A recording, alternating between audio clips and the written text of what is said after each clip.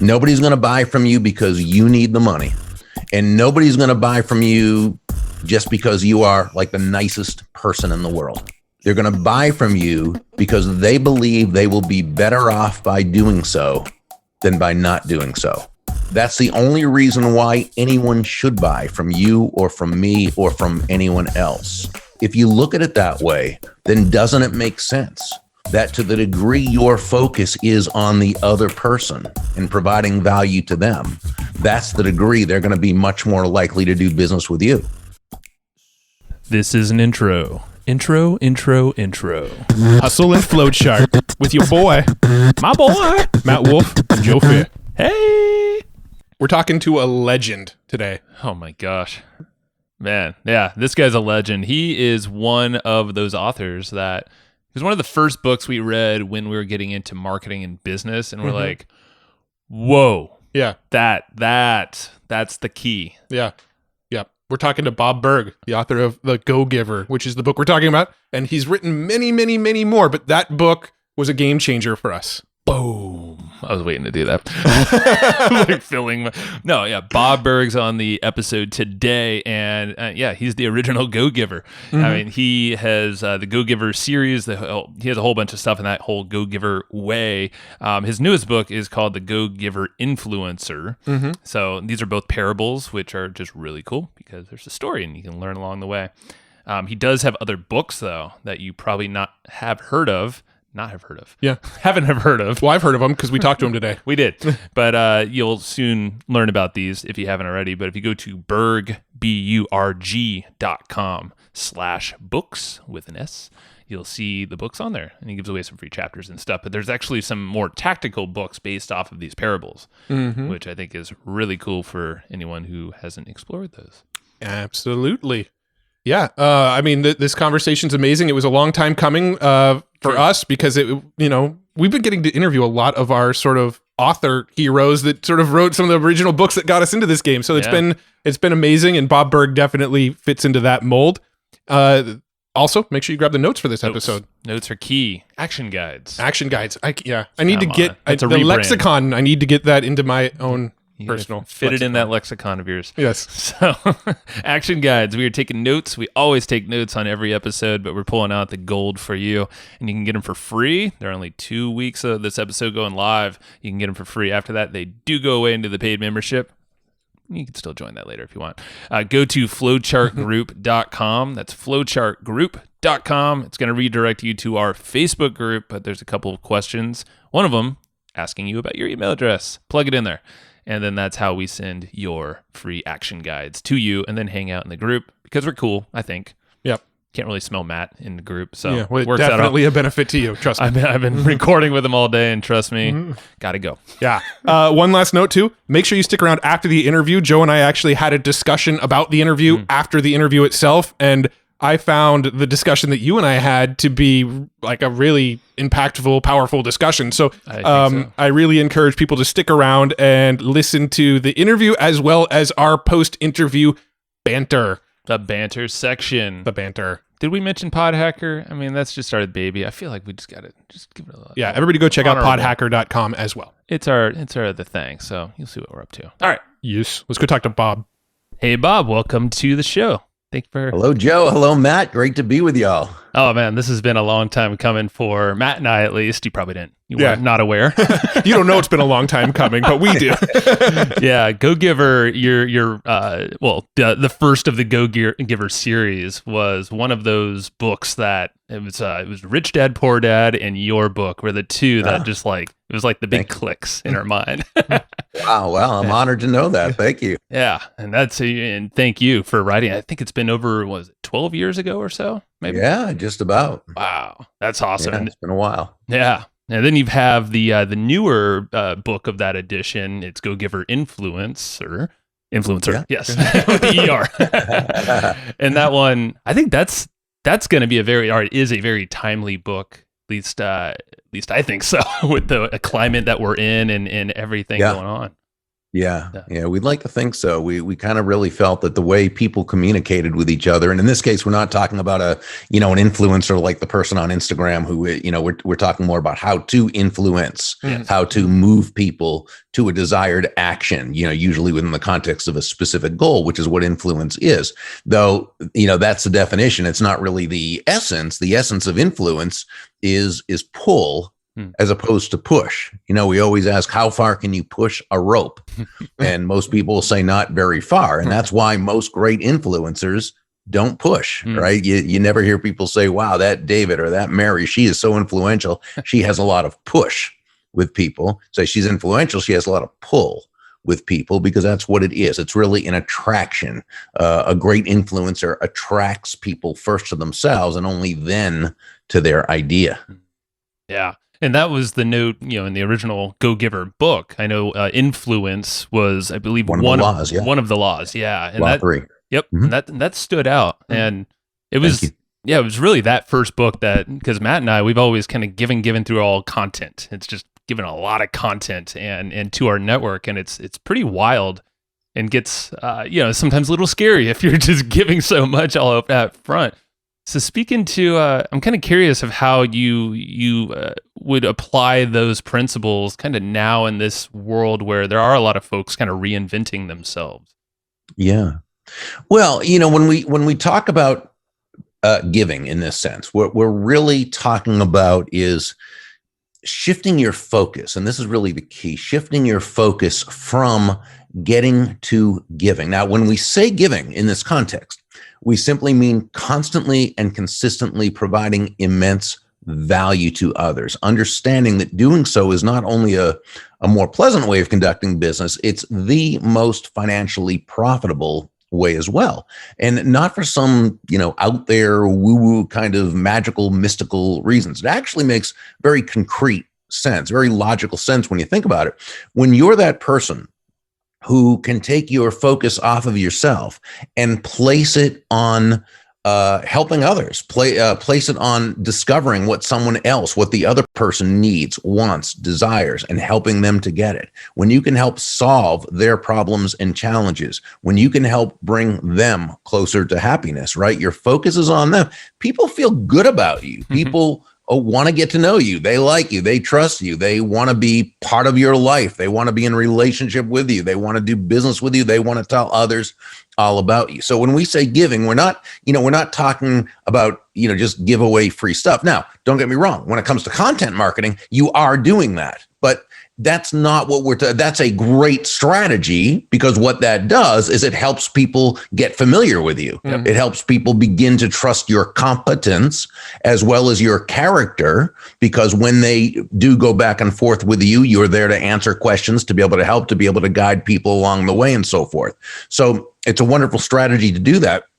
But what we're really talking about in terms of, when we say law number 1, the law of value, we're talking about when they do buy, you're giving them such a wonderful, all-encompassing buying experience that they feel as though they're receiving much more in value than what they're paying for.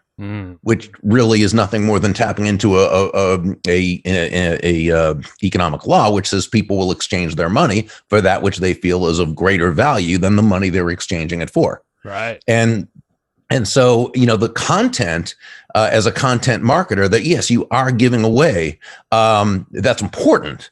But if you're finding yourself giving and not making a profit, that's not what we mean by being a go-giver. That's right.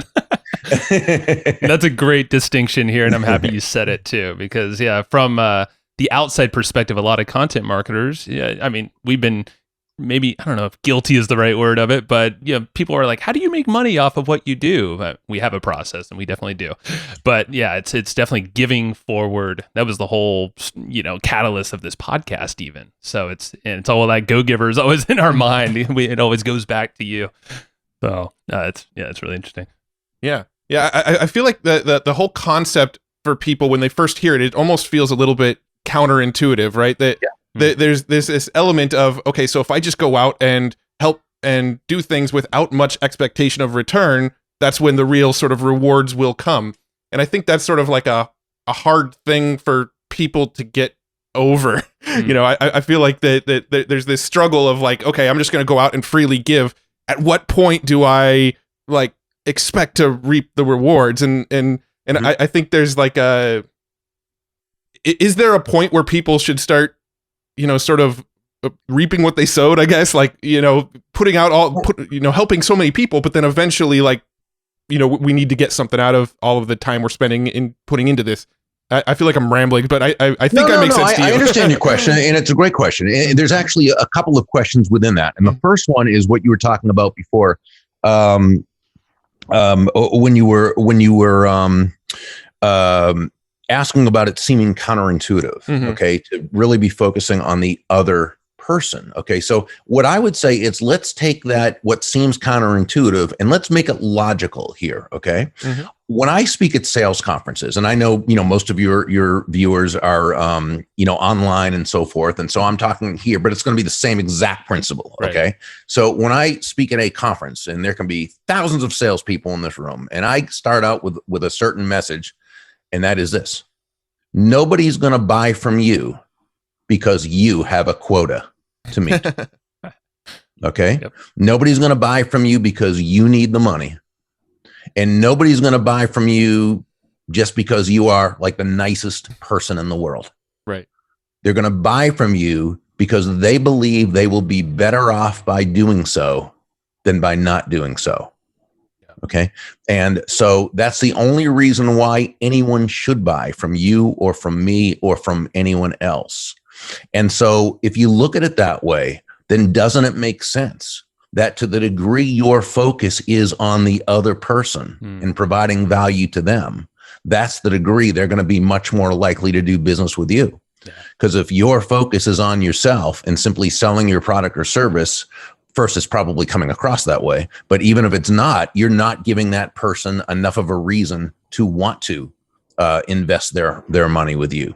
So it actually, again, makes logical sense. And that's why that entrepreneur or salesperson, whether it's online, in person, it doesn't matter. That person who is totally focused on bringing immense value to others, they create that context for that person to want to do business with them. Okay. So yeah, absolutely. Now, if we go to what you were saying, what about that point where you feel, you know, you're being taken advantage of, right, and you're right, you know, well, don't do that. There is not, and I think this is important. There is nothing about being a go-giver that is congruent with being a doormat or a martyr or self-sacrificial in any way. It's simply understanding the benefit of placing your focus on that other person. Okay. So if you feel as though, you know, if you don't feel right about what you're doing because you feel it's something, no, then you shouldn't be doing it. Yeah. Right. Everything you do should be congruent with your values and congruent with the process of bringing people excellent, sufficient value through your outbound, right? But in a way that they're getting closer and closer, if they're the right person, to being your client and being a paying client. You know, this is why John David Mann, and John's my awesome co-author, and it's why we say that money is simply an echo of value. Right. Money is an echo of value. It's the thunder, if you will, to value's lightning, which means nothing more than the value must be the focus and the value must come first. The money you receive is a natural result of the value you are providing.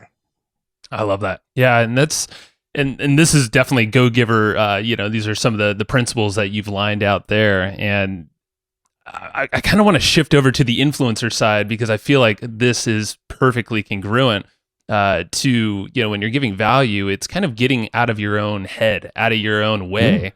So I'm kind of curious because, and I mentioned earlier, it seems very timely, this book, even more so now. I know you wrote it about, 2+ years ago or so, but now in the climate that we're in, pandemic, you know, there's a lot of separation that we see in terms of how we communicate online. The political climate. So I'm kind of curious because I know getting your emotions in check, I think that's one of the first principles. Maybe master your emotions is the way you word it. I'm kind of curious about how you approach that in this time. Yeah, well, it starts there, right? It starts with mastering your emotions. The sages asked, who is a mighty person? And they answered, that person who can control their own emotions and make of an enemy or of a potential enemy a friend, or it might be that difficult to deal with prospective customer, a client. Okay. And so we do have to control our emotions. We need to be in control of our emotions. It's only when we're in control of our emotions, when we're in control of ourselves, that we're even in a position to take a potentially negative situation or person and turn it into a win for everyone involved. And I think we all intuitively know this, that, that person, that man or woman who can really just, keep their head about them, keep their wits about them, even in times of others are panicking or others are getting upset and this person really is able to just keep control of themselves. And, people respect that person. Yeah. And I think we know it's also more productive for problem solving. So, if that's the case, why then do we so often allow ourselves, based on what someone else says or does, why do we, allow ourselves to feel, hurt or victimized, right? Or insulted or offended or angry. And, we say or do the very thing that is absolutely counterproductive to what we know would be helpful. Yeah. And the reason is because we're human beings. And as human beings, we are emotional creatures. Yeah, we can't take that away. Can't take that out of us. Yeah. No, it's how we're built. And now we'd like to think we're logical, and to a certain extent, of course, we are. But no, we're pretty emotion driven. As human beings, we make major decisions based on emotion, and we back up those emotional decisions with rationale. We rationalize, right? So, we tell ourselves rational lies, which is what rationalizing is. And we do that to justify the emotion-based decision we made, or handling something in a way that was very counterproductive and incorrect. And we don't want to take responsibility for that. But it's important, though, to understand that we're not suggesting that we deny our emotions or forego our emotions. First, that would not be congruent with human nature. It's not sustainable, so it wouldn't work. But the other thing is, there's no need to. Emotions are a great part of life. They bring us joy. They make life worthwhile. So no, by all means, have your emotions. What's important is to make sure that you are the master of your emotions, as opposed to your emotions being the master of you. Or as one of my great friends, Dondi Scumaci, she's a fantastic leadership authority, as she says, by all means, take your emotions along for the ride, but make sure you are driving the car. Yeah. Because I know the feeling of, and this goes back to the value conversation that we had at the top of this, when you don't have your emotions in check, I know when I don't have mine in check, it's really difficult to give value as, that sure. I know I want to, or those others are there wanting as well. And I know this kind of leads into this empathy. You don't have empathy when your emotions aren't in check. You can't sure. see the value. And I know getting into someone else's shoes, that's kind of the second flow here, part of it. Yeah. And it seems like empathy is huge. Yeah. And the interesting thing with empathy is that according to the dictionary, empathy is the identification with or vicarious experiencing of another person's feelings. But we can't always do that because we're not that person, and we don't necessarily understand how they feel. We come from a different way of seeing the world. We all come at life from our own belief systems, our own ways of viewing how the world works, and most of it's unconscious. In fact, I call it our unconscious operating system. Right? We grow up thinking we're making all these choices based on free will and objective thought and so forth, but really we're operating within a matrix of sorts that has been created for us and was given to us long before we were able to think critically about whether these ideas were things we agreed with and wanted to adopt, right? Yeah. So, when we talk about upbringing, environment, schooling, news media, right? All these, and we think a certain way, we experience life a certain way, and we tend to believe that other people think and feel the same basic way we do, which makes sense. What else could it be? It's all we know, but It's not true. People all come at it from their own experiences, their own viewpoints, their own model of how the world works. So we can't necessarily know what they're thinking or what they're feeling. The great thing about empathy, I think, is that it doesn't mean you understand how they feel. It means that you are able to communicate to them, and it could be through what you say or how you say it or just how you show up. You're communicating that you may not understand how they feel, but you understand they're feeling something, and that this something is distressful to them, and that you are there as their friend or their guide or what have you to, depending upon the situation, to help them through it. And that's really the key. Another one of the secrets for influence is the concept of letting go of the need to feel right, or letting go of having to be right. So as somebody who's trying to kind of gain influence, right? We're trying, as someone who's trying to influence others, we're trying to kind of help steer their decisions in the direction they're going. So how do you sort of rectify the gap between not having to be right, but also trying to influence the minds and decisions of others? Yeah, that's a terrific question. So when we say let go of having to be right, what do we really mean by that? Because I've had people, so you're saying you don't care about being right? No, of course you care about being right. You want to be right. You're going to prepare to be right. You're going to do your best to be right.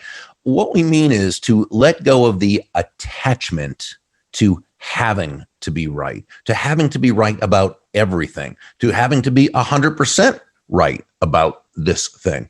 And what's interesting is two things. When you're able to let go of that attachment, two things happen. One, you're able to go into learning mode. So you're actually open to ideas that you may not otherwise be, and you can learn more, which obviously increases the chances of being right. This, as opposed to the person who, their attitude seems to be, my mind's made up, don't confuse me with the facts.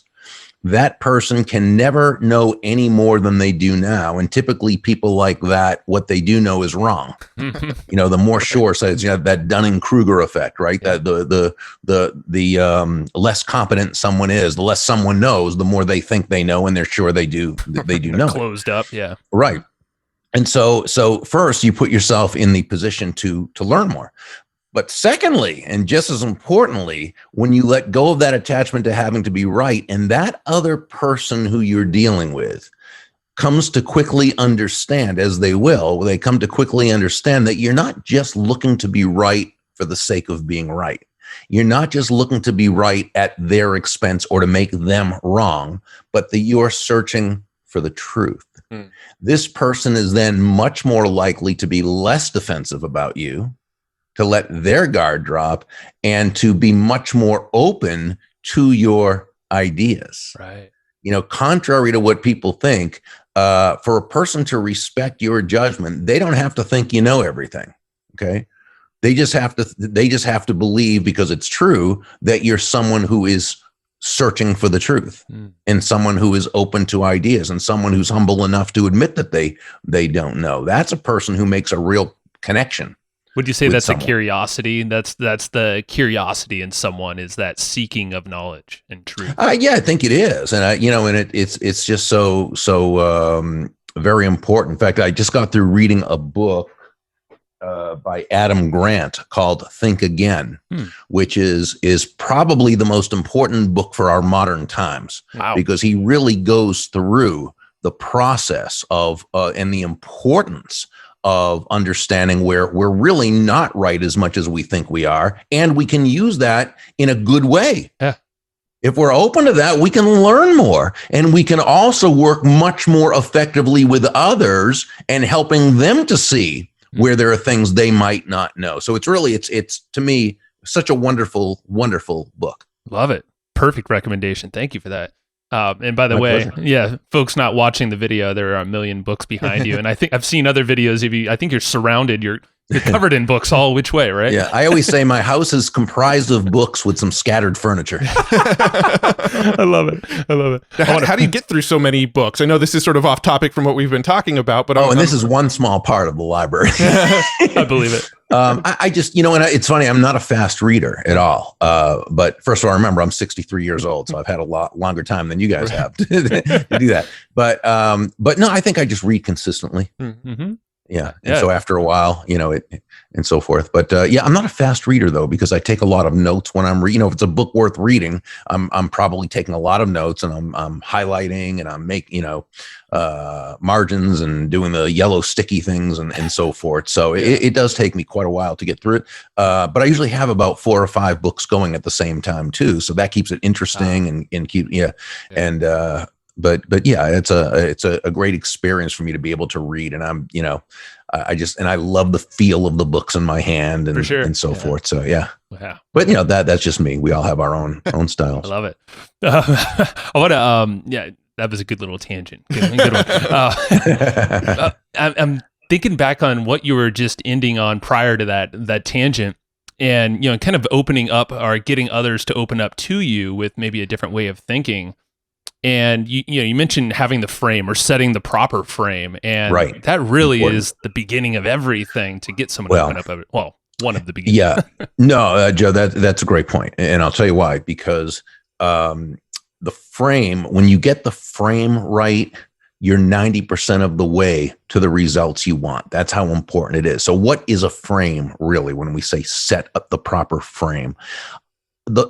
A frame is the foundation from which everything else evolves. Okay. So that's why you set that up properly and everything. And again, it's like a matrix, right? You set that up and everything comes within that frame. Let me give you an example just to, this is a non-business example, but it's probably one of my favorite stories of all time. I was at a Dunkin' Donuts, which probably makes sense because if you're viewing this, you see my Dunkin' Donuts cup right here.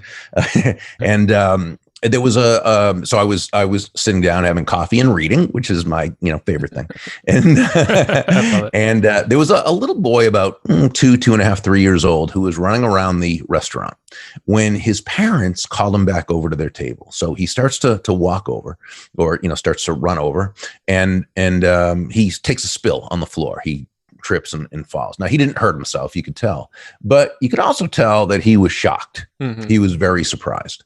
This was not in his realm of experience. Okay. So the first thing he did was he looked at his mother and father, and he did this in order to get their interpretation of the event. So what happened. He wanted to know, okay, mom and dad, the two people I trust more than anything else in life, what does this mean? Is this a good thing? Is this a bad thing? Yeah. And I really believe that had the parents gotten upset and panicky and, oh no, my poor baby, right? Yeah. He would have started crying. Mm-hmm. But they handled it so beautifully. They walked over, quickly, but very calmly, very serenely. They had just looks of real peace on their faces. They, they smiled at him and they applauded and they laughed and they said, "Oh, how much fun. What a good trick." And, right. Uh-huh. And what did he do? Well, he started laughing. It's what the parents did is they set a productive frame from which he could operate. So it wasn't having to, dry his tears and convince him why it wasn't so bad. No, they set the frame that it was already good. It was already fine. Yeah. See the difference? And that's what we can do. Everything we do should be about setting the proper frame from the moment we meet someone or someone contacts us, comes to our site, or through an outbound, whatever it happens to, we want to set that frame of who we want to be and how we want to be seen. Now that's actually fairly simple to do. The challenging part is, what about when someone comes to the situation with a negative frame already set? And John and I had that situation in the Go Giver Influencer, where Jack came to the table and the judge, Celia Henshaw, had to kind of reset his negative frame, and it really taught him a lesson. And it's because if we buy into that person's negative frame and we're operating from that premise, now we're in an adversarial relationship. And adversarial relationships don't work when you're dealing with a potential customer or a current customer or a client. Okay. It's not a good frame to operate. So we've always got to reset it so that it's a positive, win-win, mutually beneficial frame. Yeah. No, and that's taking someone from a negative and shifting, I'm sure, is very difficult. But I mean, I've practiced this with my own kid, with my wife earlier today, but it's amazing, like just resetting the frame and almost showing like, hey, no, there is a different way of looking at it, and it's actually probably not as bad, and it's right there in front of you. And I like what you said. This is how you want to be showing up, or you want to show up in someone's life in this way. You're basically setting that foundation. So they know your intentions and the value you can give them as a result. Exactly. Yeah, I love it. I want to be a little cautious on time. I want to cover the last two, if you don't mind, or we can tease folks so they can grab the book too. No, that's okay. What did you want to ask? I was thinking of the rest of the main principles of the influencer book. So we kind of combined a couple of them because we combined stepping in that in that person's shoes, okay, and empathy, because one is about the head, right, stepping into their shoes, and one's about the heart, which is empathy. Yeah. Okay. And then also we need to put tact in there because remember, it was communicate with tact and empathy. And tact is so important. Tact is really, my dad has always defined tact as the language of strength. And I've always enjoyed that saying, because to me, it takes a lot of strength to speak to someone with tact when you don't want to. When that customer complains about something that you've explained 4 times already and it's on the site and it's everywhere they should see it, but they kind of come yelling at you because it takes a lot of strength to not, to not write back or whatever. Right. Did you read that? Right. And so, right. And so it does take, or if somebody texts you or you're in a conversation with someone, whether it's someone you love or someone who, what have you, to be able to. So again, that goes back to strength, controlling our emotions, and it begins there. Now, really I see tact as the ability to communicate an idea to someone, an idea that they ordinarily would not be agreeable to, but to do so in such a way that not only are they not defensive toward you and resistant to your idea, but they're open to you and open to your idea. And this has to do with the words we say and how we say them. And it's so, so very important because remember, people have their ego, they have their feelings, they have their emotions, and they're going to interpret things as they want to interpret, as they interpret them. So when we can put the right words together in the right way, which is what tact is really about, we're really 9 steps ahead of the game in a 10-step game. Right. And it feels like you have to almost prepare before the tact comes in because there are these layers that the other person's working with. And you do, but then what happens is this. See, when you start to get used to it, right? Now you're able to come up with it. It becomes very, very natural. Right. And so, the words that we use, the way that we say them, and as we practice these, okay, it becomes second nature. And as soon as the thing is said from someone else, or as soon as you need to say something, boom, it just comes right to you. Yeah, repetition, practice, and all that. And I want to shout out really fast to your YouTube channel because you had a series. I think it's wrapped up now, but I believe it was all about influence, and there was a lot of language. So there's a lot that you break down in just thank you. In these types of conversations with folks. I know it's more of a sales type of angle, but definitely recommend folks check it out. We can link that up as well. My book called Adversaries into Allies is actually the how-to aspect of the Go-Giver Influencer. Okay. So the Go-Giver Influencer is the parable that is kind of based around Adversaries into Allies. So Adversaries into Allies is a how-to book. Which you are the how-to guy of your co-author. I know that. Yeah. And so so that's for people who want, the exact line. We give some of it too in the influencer, but like any parable, it's the surface idea more than the actual how to. Very nice. So at Burg.com/books, they can go to whichever, book they'd like, and they can get a free chapter and excerpt, so they can see if they like where it's at. So I'd go to the one, The Adversaries and Allies. Nice. And I think within that first chapter, you're going to get a good idea, or within that sample chapter, you'll get a good idea if it's a book that you think can help you. That's perfect. Awesome. No, thank you, Bob. Well, I think that's great. I know Burg.com, Burg. Yeah, that's my main site. Main site and /book.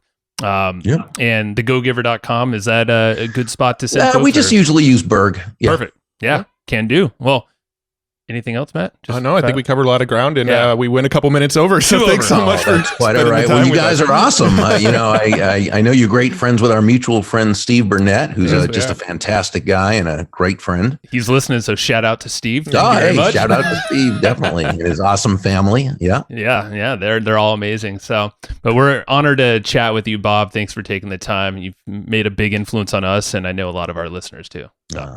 The honor is mine. Yo, we're back. We are back. That was a good one. It was a bit shorter than normal. It's a sprint episode. Yeah, we sort of skipped the backstory and a few of the other things we would typically talk about, because Bob graciously had 30 minutes available to chat today, so we snagged those 30 minutes and actually managed to get an extra 3 or so out of him. So it was worth every minute. Dang it! Yeah. No, and the backstory on Bob. I mean, he's authored a ton of books, but the Go Giver series, I mean, you could check everything out over at, Burg.com/book, or books with an S, because they're a plural. So go check out Burg.com/books. And the Go Giver, those 2 books, parables. Yeah, at the very least, you got to go read the first Go Giver book. Like Joe and I were talking about this before we hit record. I think we might have even said it on the recording, but because you mentioned that it was Rich Dad Poor Dad and this book were 2 of the first books we ever read. I mean, there might be a couple other in the mix, but quite honestly, this was impact. The Go Giver was one of the very, very early ones that, to this day, 13, 12 years later, we still reference it. Totally. And I know we didn't go through all the laws, and let's be honest, if you haven't read the Go Giver, go read it. Go pick it up. It's worth your every cent. And you can read it in 1 or 2 sittings. It's parable form. It's written like a story. It's a fictional story, but it has, the underlining messages and education inside of it.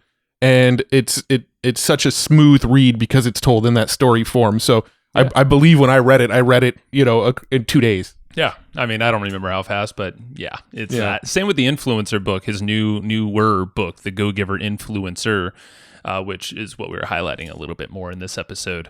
But definitely, the Go Giver, I would say start there. That's like the foundation of everything. And we got to shout out the stratospheric success laws that he, in the Go Giver series, I feel like they're just so good. Yeah. You have the values, so the law of value, the law of compensation, the law of influence, the law of authenticity, and then the law of receptivity. And I really think that the law of receptivity, the being open to receiving, is actually probably one of the things that most people struggle with. I know it's something that well, how have you struggled with it? Let's say that. And the law of being open to receiving, I think, and this sort of came up on the conversation, but there is this feeling of like, I just want to constantly give value. I want to constantly help people. I don't really like asking for things in return. In fact, this even came up. So this is some like real behind the scenes stuff here. Really? Isn't that what this section's all about? This is real behind the scenes. No, right. But this actually came up around one of our therapy sessions where we were getting ready to launch our Pod Hacker course. And one of our listeners, Andrew, right? He reached out and was saying, "You guys sound like you're almost apologetic for selling Pod Hacker to people." Gill. Yeah. And so that kind of came up there. It's like, for 4+ years now, we've been putting out 2 pieces of free content every week. We make it highly valuable. We don't hold back. There's not like there's no like nothing gated about the podcast. It's all just free value that we're putting out. And when we finally are like, okay, let's go sell a course on what we're doing about this kind of stuff, we kind of go, I'm sorry, we got to do this, but we're selling a course. We got to finally make some money off of what we're teaching here, And there's this almost like apologetic sense to going and saying, okay, we put out all this free value into the world. Now let's try to sort of harvest these crops that we've planted. Yeah, or the seeds, from a long time ago. Yeah, and you're right. And Andy was right. Mm-hmm. There was some apologetic tones, underlying emotions happening because there was a lot of uncertainty. Because it was different, but at the same time, you're right. I mean, I know I personally, in many ways, I'm open to receive, but at the same time, sometimes there's a little layer of guilt. You're just like, wait, hold on, shit. Like, am I worthy of this? Should I actually be receiving this? Like, oh my God, they're praising us left, right, and center. Like for is that really worthy? Yeah, when it comes to Podhacker specifically, like I don't think we actually got super, super comfortable with Podhacker until these testimonials started rolling in and people started going like, I just went through 25% of the course and holy crap, you guys didn't charge enough for this thing. Yeah. And then we started to go, okay, this is actually, yes, we did get something in return. People are paying for us for this, but I actually do feel like the value they're receiving in return is astronomically higher than the value we're asking them to give us back in return. Yeah. It's so true because I don't want to go too deep down because I feel like this could turn into a therapy session. but the whole it was a shorter episode, so we might have a longer outro. I mentioned guilt, and that's actually something I've been really journaling and thinking a lot about, like especially last night. So it's fresh in my mind right now. And I got to give a shout out to Mark Acosta Rubio. I had a chat with him yesterday, and he walked me through this whole havening technique that basically allowed me to shed a lot of that because I feel like for me and maybe you as well and maybe anyone who really wants to freely give and give, the receiving sometimes can feel a little guilty and then that shows up. It's usually I think subconscious, but it shows up in our actions and the way that we talk and the way that you're like really presenting yourself and bringing people in. Like I'm just like, you see more. I feel like when you drop the guilt, you have more awareness of things around you and yourself, and also the good shit that you're putting out into the world for others. So you better as hell, you better be open to receive because you have no freaking choice. Yeah. And if you're not open to receive, you're going to be like basically consumed by guilt. So it's like, why the fuck do you want to have guilt? Like, and hopefully your kids aren't here. I'm like, but seriously, in my journal entry, I was like, fuck guilt. But I mean, there's more to it. But the whole point being is like, for me, I think it stems from that, a lot of that. And not being open to receiving, or at least feeling totally flowy with that and letting it come in. Hopefully that resonates with someone else listening. Yeah. But at least for what guilt is not serving, and instead, being the go-giver and following the steps do. Yeah. Well, sure. I feel like the sort of law of value, right? Of the sort of whole concept of just trying to give a ton of value freely and just put it out into the world, and hopefully it comes back in return somehow, right? I think that concept a lot of people can grasp. I think a lot of people kind of get it, and if you look throughout history, that concept has existed forever, right? That's the concept of karma essentially as well, right? Yeah. So like I think people could wrap their heads around that concept. It's just, at what point is that concept taken too far, where like you're just giving, and then when people are like, hey, let me give you something in return, let me pay you for this, let me let me buy you dinner for your time, let me send you something as a thank you, when it comes to like actually asking for something or getting something in return, most people, and I don't know why I'm saying most people, but like I know in my brain, my tendency is to be like, no, thanks. I did it out of the goodness of my heart. I love providing value. I'm happy to share this stuff. Like, you don't need to give me anything in return.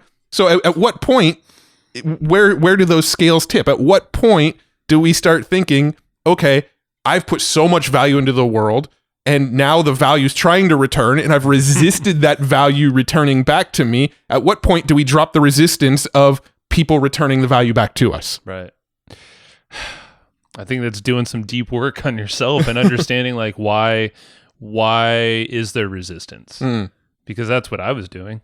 And I realized there was the guilt was my, like, I felt like that's where it stemmed from, and it shows up in all sorts of ways. Yeah. But it's even what he said in the compensation, the law of compensation. We didn't cover it in the episode, but I have it written down here. Is your income is determined by how many people you serve and how well you serve them. And I feel like this is how I've always even approached it with clients back in the day when I was doing a lot of client work is I'll hop on a phone call and give them all these cool ideas and strategies of how I would do things. And then basically as compensation, be like, cool, how much is it going to take for me to just hire you and you do that? Mm-hmm. And like at that time, I was just like, okay, I got it. Like when I was starting. But then, I don't know, for me, I got a lot more confident and then prices go up. Mm-hmm. But the value, like I felt like kept increasing because I learned more. So I gave more and then that returned into referrals and more compensation. And that, Mm-hmm. it was like rinse and repeat. And, through that, going down the list, grew influence within a community. That Mm-hmm. translated actually into a lot of our podcast guests. Mm-hmm. And then, authenticity, I think, is something that we talk about a lot here. Mm-hmm. And it's like just being true. And then receptivity is actually just, I feel like there's always going to be receiving happening. Mm-hmm. It's like with us, there's introductions happening all the time. We asked Bob after the interview, hey, would you like to go on more podcasts? I know you're on like every single podcast out there, but, and it wasn't like you said no. Yeah. He was open to receive. Yeah. I mean, he gave me some ideas and things like that, but I don't know, like it's just being cool with it and just letting it flow. But Yeah. And I don't want to like sort of misstate what's actually happening in our business. We receive a ton of value, of course. And we do accept the value. I think this is more me talking through something that we have worked through over time, but I feel like it's something that I don't know if we'll ever totally be worked through. We'll just kind of start. We'll continually see additional evidence throughout our lives of these truths. Yeah, because it's not done, and I feel like if I just turned 36. I hope my journey's not done to figure out how to receive more, but also continue to give more as well. Mm-hmm. It's interesting because I think we're just becoming more aware. Of because I feel like with more scale of things, and I feel like the podcast, I mean, we say it all the time, but it's so damn true. Mm-hmm. The podcast has scaled that for us in like hyper speed. Whereas before, if we're just on a one-to-one basis, I feel like there's less practice of the receptivity. Mm-hmm. Yeah. Well, I feel like, I don't know, this is sort of getting deeper into the weeds here, but I do feel like this is something that you are conditioned from childhood, right? Like, think about Christmas time, right? During Christmas time, what are you constantly, like, what's constantly drilled into your brain as a kid? It's better to give than to receive. Yeah. The real joy of Christmas is giving, not getting, right? And I almost feel like, I don't know, speaking for myself, like over time, it sort of translated for me into, let's say, Christmas time. I love like, oh, that would be so perfect for somebody else. And I like getting gifts for others.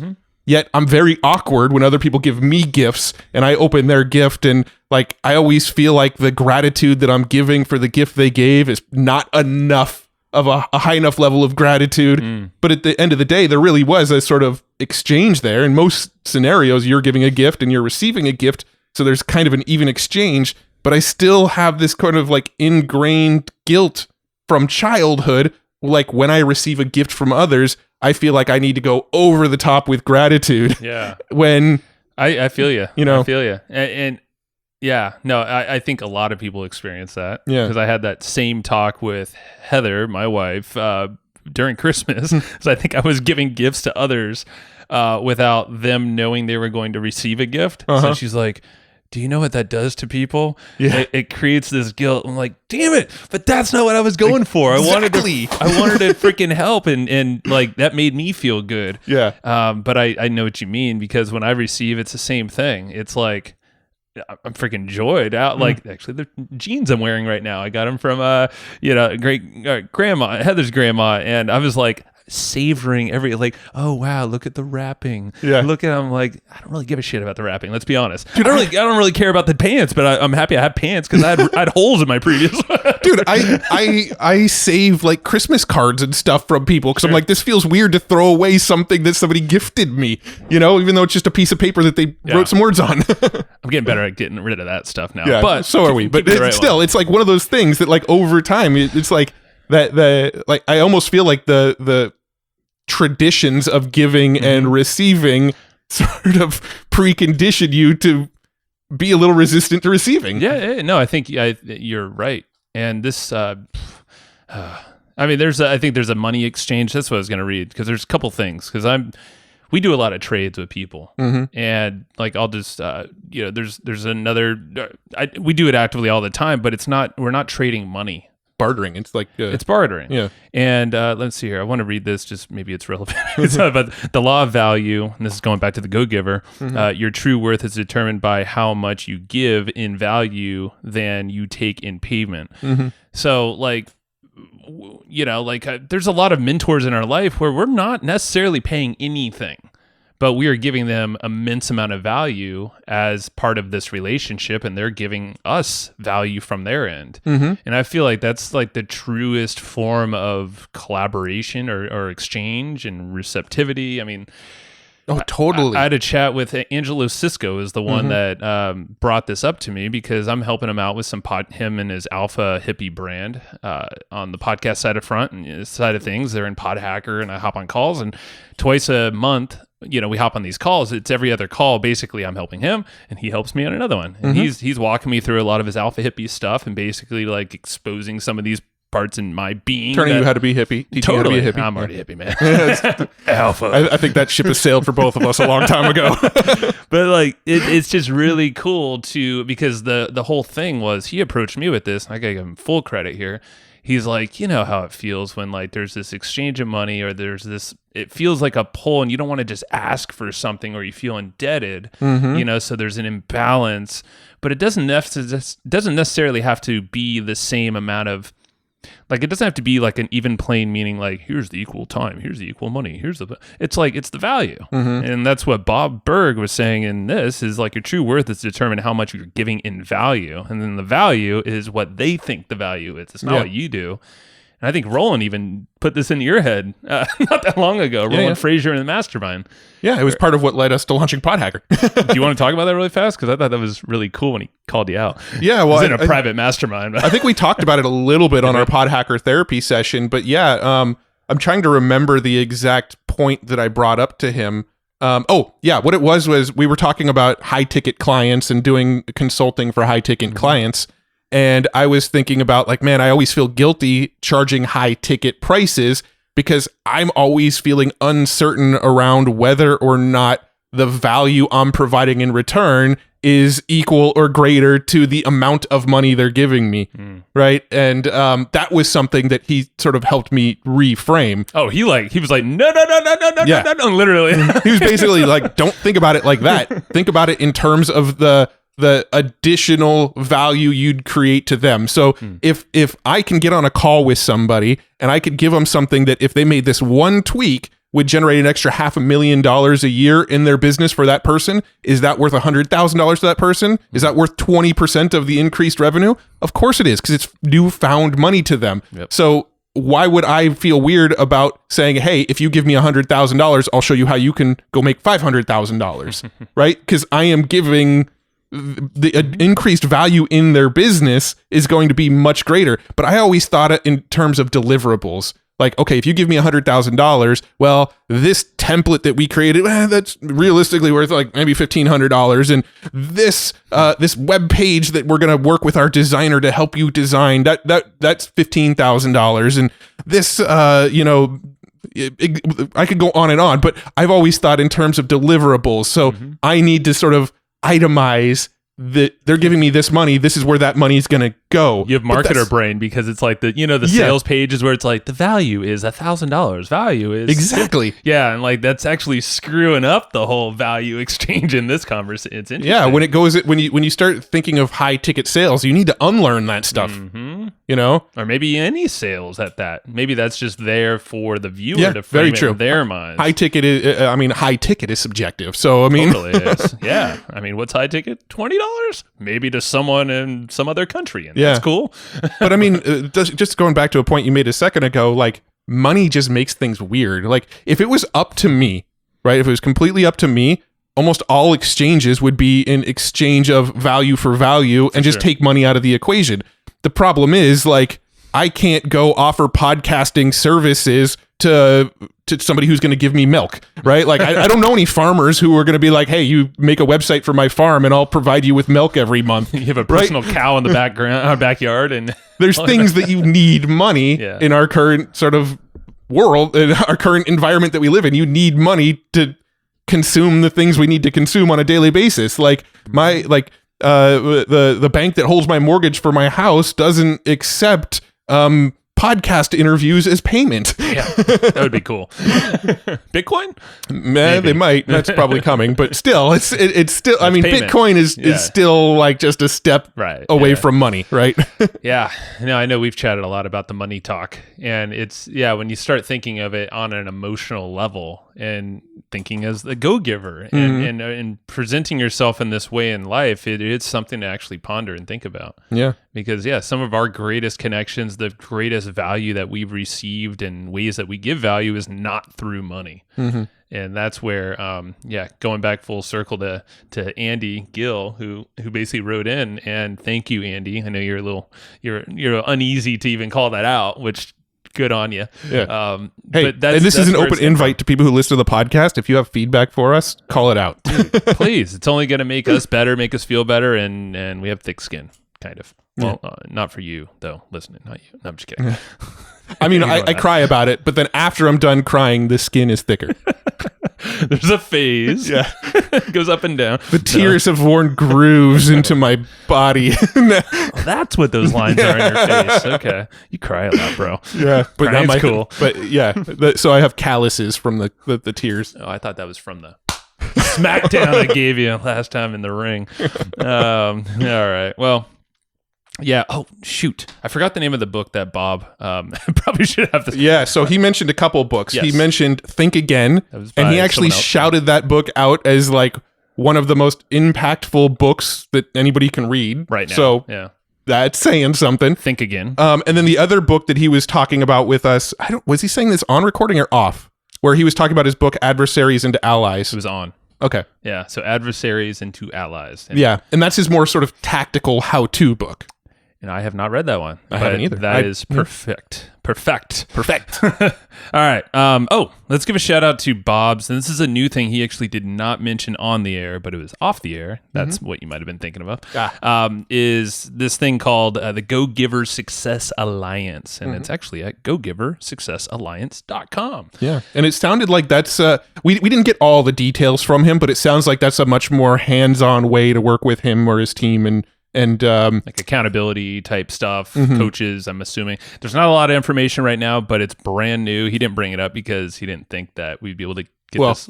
And the day that we're recording this, the site wasn't live, but the day that you're hearing this, it is live. So that's why we have a little less information for you about it. But it's over at gogiversuccessalliance.com. So go check that out and see what that's all about.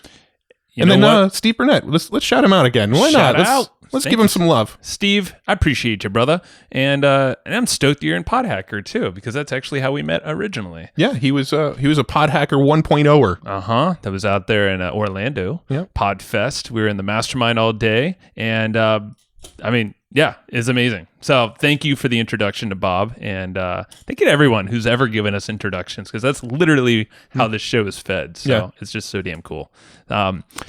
Speaking of that, but Easy Webinar. Easy Webinar is a thing, yes. And they are a sponsor of this fabulous show. At least we think so. And we're not biased. Not at all. Well, you did kind of have an iffy face there. You're like, it's all right. It's okay. They are the go-to place, our solution for everything webinars. I was going to say webcasts. Webbies. Webby. Yeah. We just say webbies now. We don't even like webinars is too many syllables. Yeah, that's a good point. Webbies. I've been training my kid to speak words. Jeez, I got to train myself. And you're teaching your internet marketing lingo? Webbies. It's just easier, It's fun to say. Get her to start saying CTR. Oh, it's coming. It's coming soon.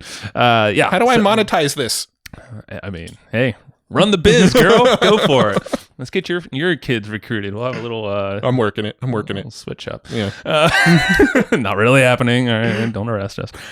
Yeah, so Easy Webinar, back to this promo for our boys over at Easy Webinar.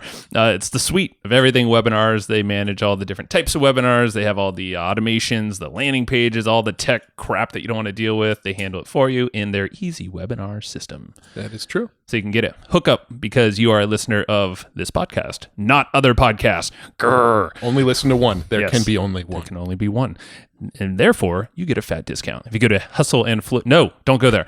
Go to easywebinar.com/hustle. That's easywebinar.com/hustle, and you will get a discount depending on which option you choose. Yes. And also, grab the notes from this episode. Oh, yeah. You can grab the notes by joining our Facebook group. So if you go to flowchartgroup.com, one of the questions we ask when you request to join the Facebook group is for your email. If you give us that email, we will email you the notes to the most recent episodes that we put out. So these notes are available for 2 weeks. And as long as you join the group within the next 2 weeks from this episode going live, you'll get the notes for this specific episode. So that's over at flowchartgroup.com. And that community's been rocking lately, dude. I was actually going to say, if you weren't going to mention the community, I'd be like, I feel like we neglect the whole Facebook community part.